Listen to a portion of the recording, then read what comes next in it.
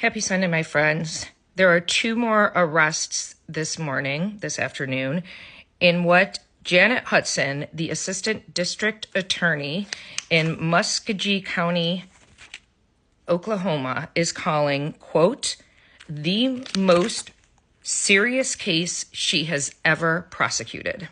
So these two monsters right here are both in prison being held on $100,000 bail. There should be zero bail if you want to know my honest opinion.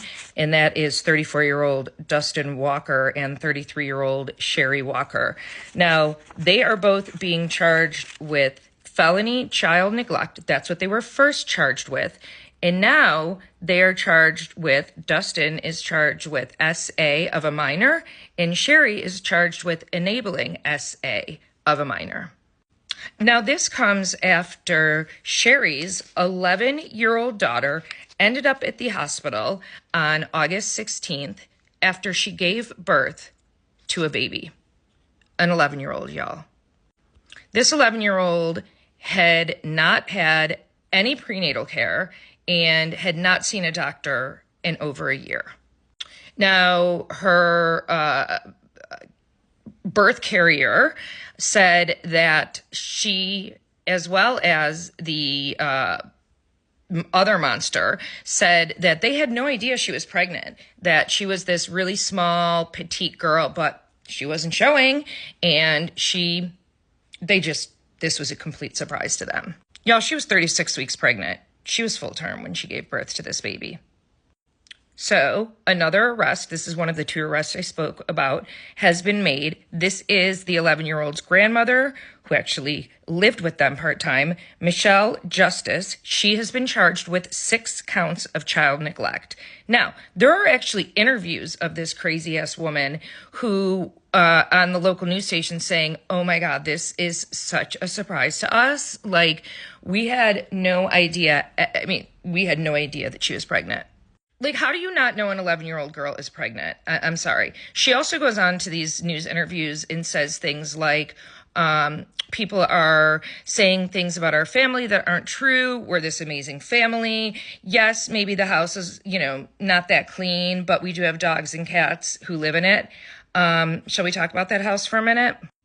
This is the house where that 11-year-old girl was living with those two monsters, along with 5 other children, okay?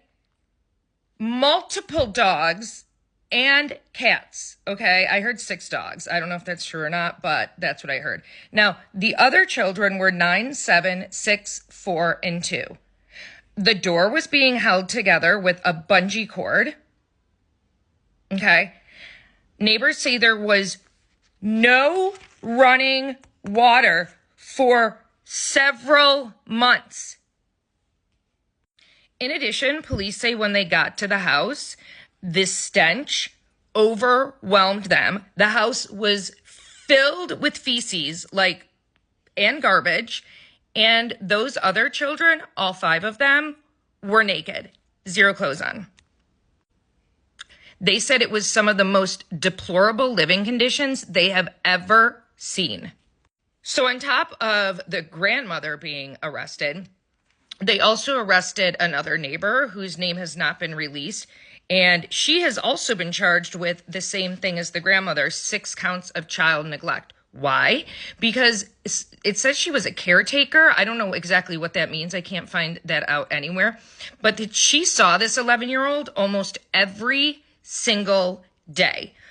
And saw that she was pregnant and talked to her about it and in the whole 9 yards, and never once called Child Protective Services, never once called the police, nothing. This absolutely blows my mind. And again, you guys have heard me say that, the police, and there's so many different organizations that let children down, and there were so many, again, children who let not just her down, the 11-year-old, but all of her siblings.